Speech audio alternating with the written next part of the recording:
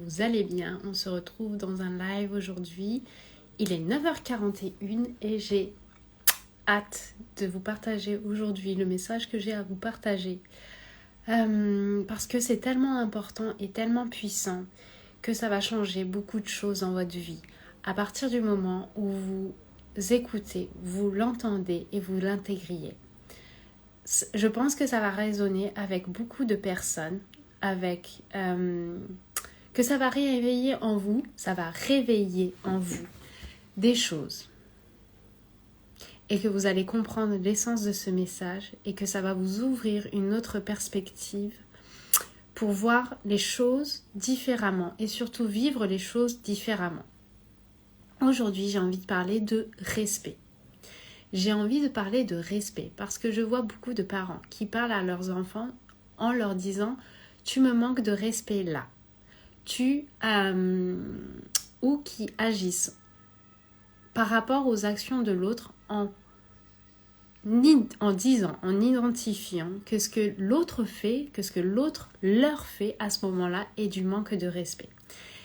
Et j'aimerais vous dire quelque chose. Le manque de respect n'existe pas. Le manque de respect n'existe pas. Le seul manque de respect... Alors, le manque de respect des autres n'existe pas.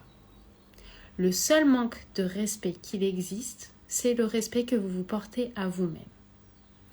Si un mot, quelque chose qui est dit par d'autres personnes, vous font penser que cette personne est en train de vous manquer de respect, c'est parce que vous posez sur ces mots, vous posez sur ses actions, vous posez sur sa façon de se comporter un manque de respect envers vous-même. Le manque de respect n'existe pas. Le respect, c'est la valeur que l'on se porte à soi. Et la valeur que l'on se porte à soi, elle est infinie, elle est grandiose et elle est portée par le soi, par nous-mêmes, pas parce que les autres nous disent des choses ou ont des actions envers nous. Ça n'a rien à voir. Ça n'a rien à voir. L'extérieur, ce n'est pas à travers l'extérieur que votre valeur peut être diminuée. Ce n'est pas parce que quelqu'un vous dit quelque chose que votre valeur est diminuée. Ce n'est pas parce qu'une personne agit d'une certaine façon avec vous ou envers vous que votre valeur est diminuée. Votre valeur est diminuée à partir du moment où vous mettez une signification sur l'action de la personne, ou que vous mettez une signification sur les mots de la personne, ou que vous mettez une signification sur sa façon de se comporter envers vous. C'est vous qui mettez cette signification sur ce que fait la personne, ce que dit la personne, comment se comporte la personne, et à travers ça, vous mettez une valeur à travers ce qu'elle fait, ce qu'elle dit, comment elle se comporte. Vous mettez une valeur sur vous-même. C'est vous qui mettez la valeur sur vous-même. Ce n'est pas l'autre personne. Le manque de respect n'existe pas.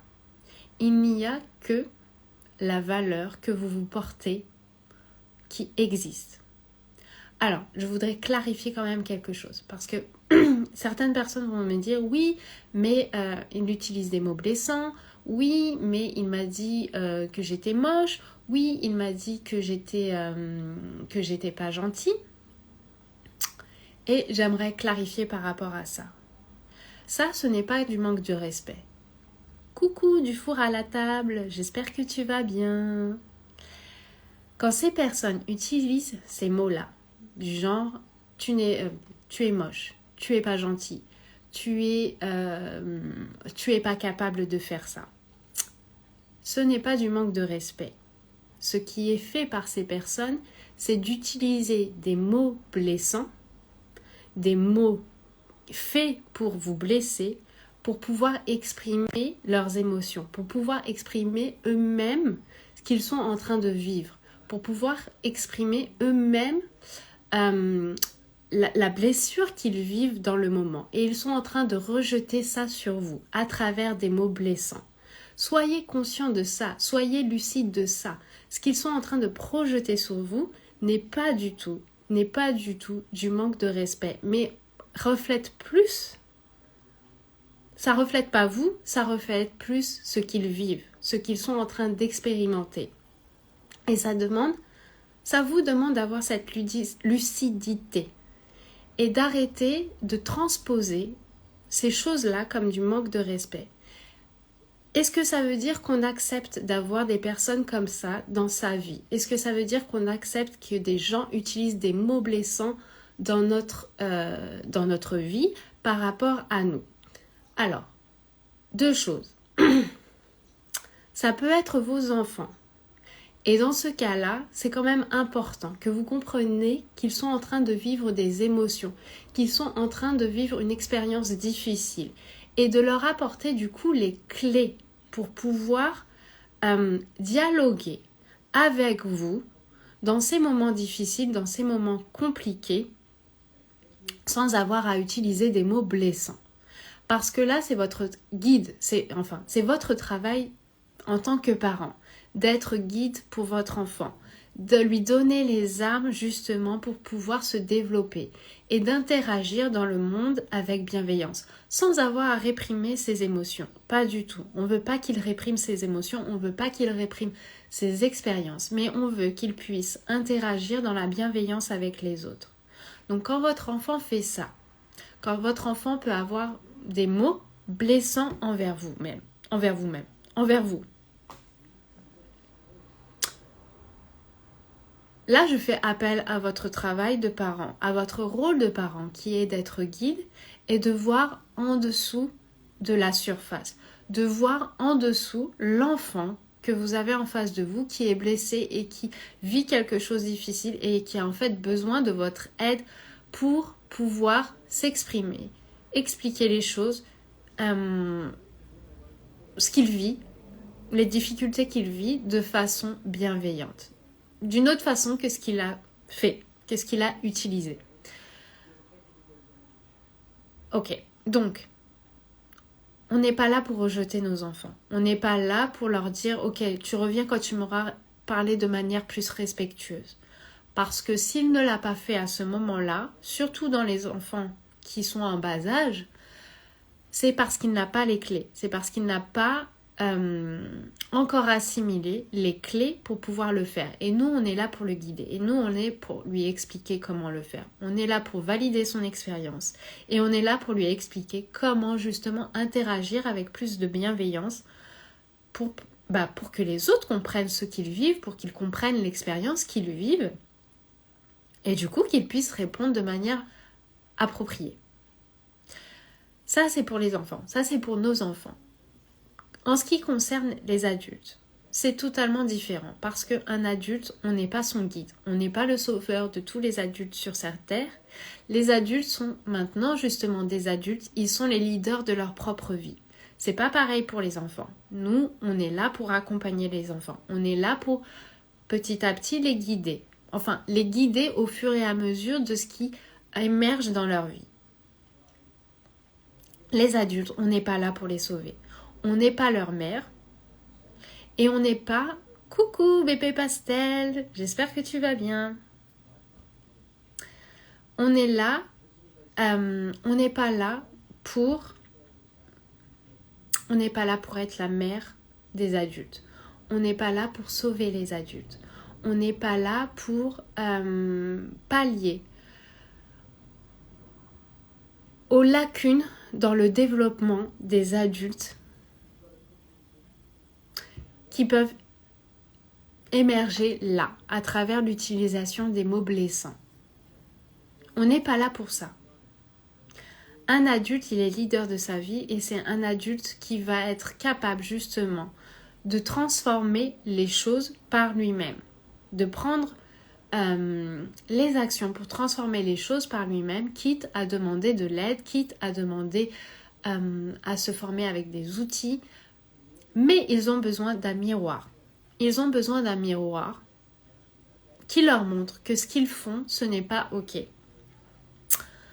Donc, c'est important pour soi et pour l'autre de tout simplement montrer à l'autre que ce qu'il fait, que le fait d'utiliser des mots blessants avec nous, que le fait de déverser comme ça les émotions sur nous, c'est pas ok. Et oui, ça peut arriver de temps en temps, on est d'accord. Et oui, on est tous humains, on est d'accord.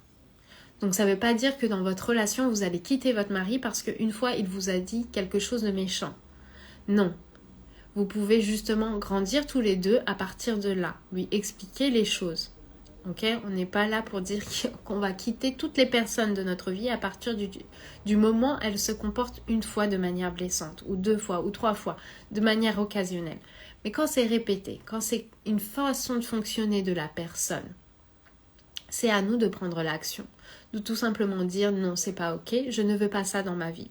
Je ne veux pas quelqu'un qui s'adresse à moi comme ça.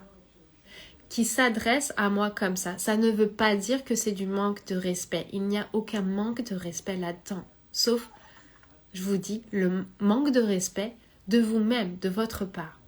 Mais vous avez le droit de tout simplement vouloir que les gens autour de vous, soit dans la bienveillance, utilisent, soit dans la conscience, dans la bienveillance, qu'ils expriment leurs émotions, qu'ils expriment leurs besoins et qu'ils ne sont pas là à déverser les choses sur vous, dans votre vie. On n'est pas là pour ça.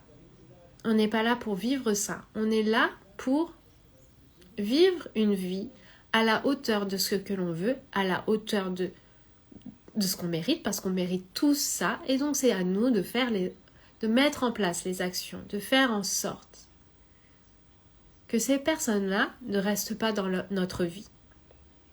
Si en effet c'est leur façon de fonctionner par défaut.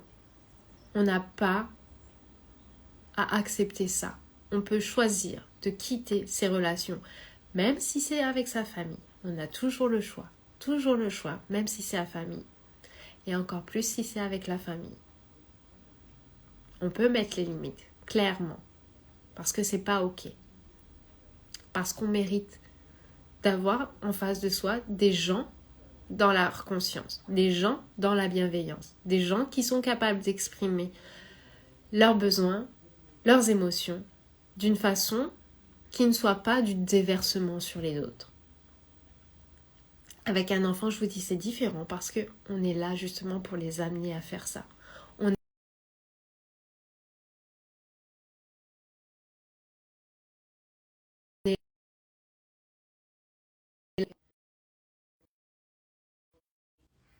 Ok. J'ai reçu un appel, du coup, ça a coupé. Mais c'est pas grave. Donc, c'est important que vous compreniez que le manque de respect n'existe pas. Que ce manque de respect n'existe pas. Et ça me fait penser à une expérience que j'avais vue justement dans une conférence. Je ne sais plus si c'était une conférence TED, mais c'était...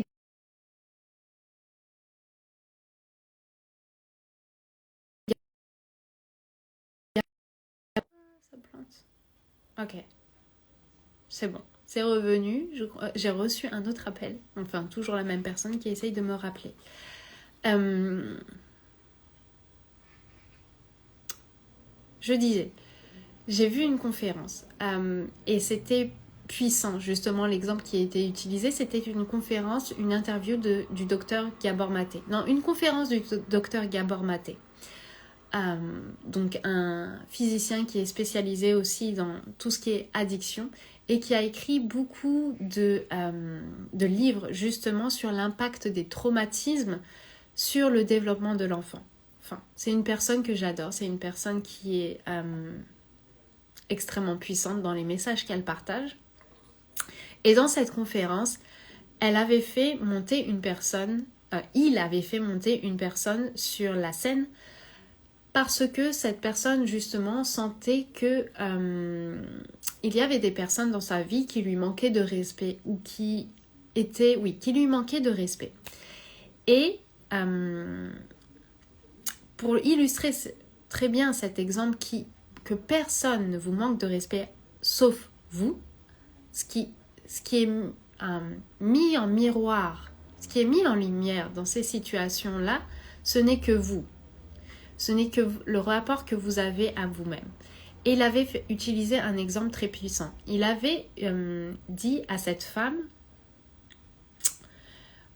comment vous réagissez si je vous dis que vous avez des cheveux bleus moches? Et bien sûr, cette femme n'avait pas les cheveux bleus moches, elle avait des cheveux, je crois, marron, châtain. Bref, on s'en fiche. En tout cas, pas bleu.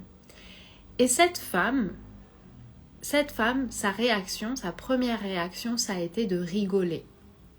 Sa première réaction, ça a été de rigoler. Quand cet homme lui a dit « Tu as des cheveux bleus, pas très beaux, moches », sa réaction a été de rigoler. Pourquoi elle a rigolé? Parce qu'elle savait très bien que ce qu'il était en train de dire à propos d'elle était totalement faux. Elle savait très bien qu'elle n'avait pas les cheveux bleus, et donc pas les cheveux bleus moches. Elle le savait très bien, au fond d'elle, elle en était convaincue. Pour elle, ce qu'il était en train de dire était complètement stupide, complètement une illusion, complètement à côté de la plaque. Alors pourquoi, à partir du moment où vous enlevez le cheveux bleus, vous mettez juste le moche, ou même tu as des cheveux moches, là tout de suite, on tombe dans la tristesse, on tombe dans la colère, on tombe dans « je suis pas assez ». Oui, en fait, peut-être que je suis moche. C'est parce que, au fond de vous-même, au plus profond de vous, vous y croyez un peu. Ce que la personne est en train de dire à propos de vous, vous y croyez un peu. Parce qu'à partir du moment où vous n'y croyez pas du tout, où vous êtes absolument sûr et certain que c'est faux, que c'est totalement faux ce que la personne est en train de vous dire en face, vous ne tombez pas dans la tristesse, vous ne tombez pas dans la colère, vous ne tombez pas dans la peur, vous rigolez. Vous rigolez parce que vous êtes convaincu que ce que dit la personne en face de vous est totalement faux. Totalement faux. Ça prouve et ça montre, et c'est exactement ça qui se passe tous les jours à travers ce qui nous est envoyé, à travers les paroles que les personnes nous disent et qui nous blessent, qui déclenchent quelque chose en nous. Elles ne sont le miroir que du fait que, en fait, on y croit. Que, en fait, on se dit que peut-être ce que la personne dit, c'est vrai.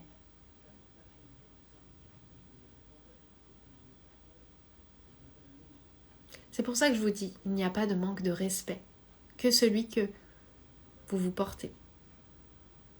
Parce que si quelqu'un vous dit que vous êtes méchante et que ça vous blesse, c'est qu'inconsciemment, quelque part en vous, vous y croyez un peu, que vous êtes une personne méchante.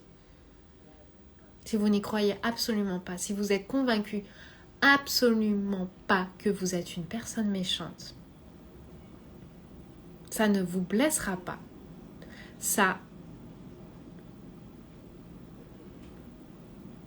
J'allais dire ça glissera sur vous.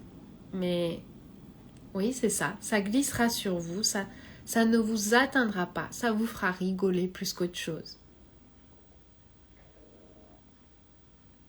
Ça vous fera rigoler plus qu'autre chose.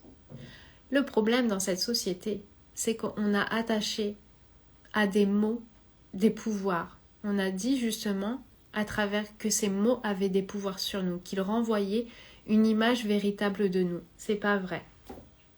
C'est totalement faux. Coucou Firda, j'espère que tu vas bien.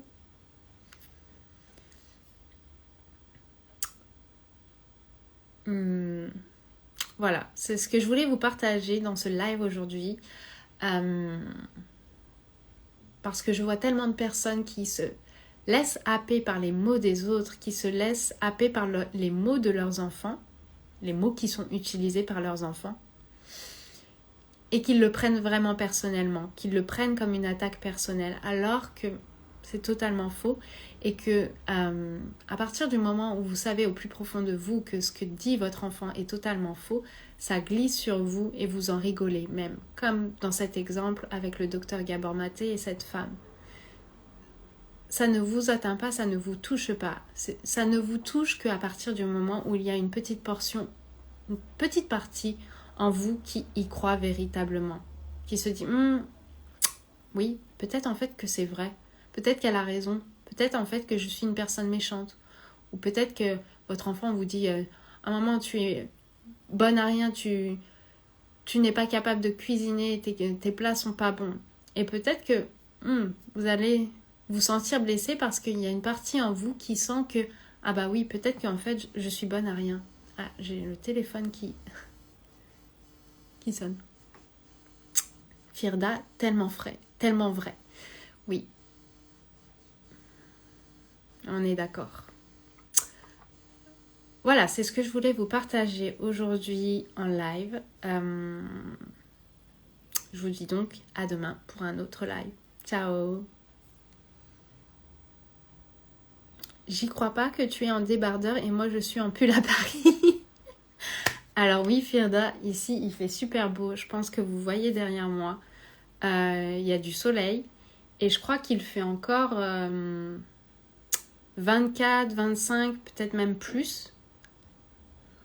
Ça monte bien haut. Et je sais, oui, qu'à Paris, en fait, il fait très, très froid, même que c'est l'hiver, que vous avez sorti les manteaux. Mais ici, dans le sud de la France, il fait frais le matin.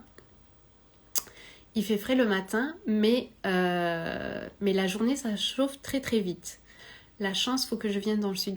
Oui, ça, c'est l'avantage de vivre dans le sud. C'est d'avoir le soleil toute l'année et de pouvoir se baigner même en octobre.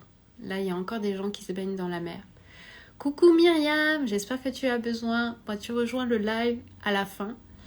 Mais voilà, vous pourrez regarder le live en replay. Il sera disponible sur Facebook. Et oui, Firda, n'hésite pas à venir dans le sud. Tu pourras profiter du soleil plutôt que la pluie et la grisaille à Paris. Coucou Myriam. Ok. Donc, je vous dis à demain pour un autre live. Ciao. Bye bye.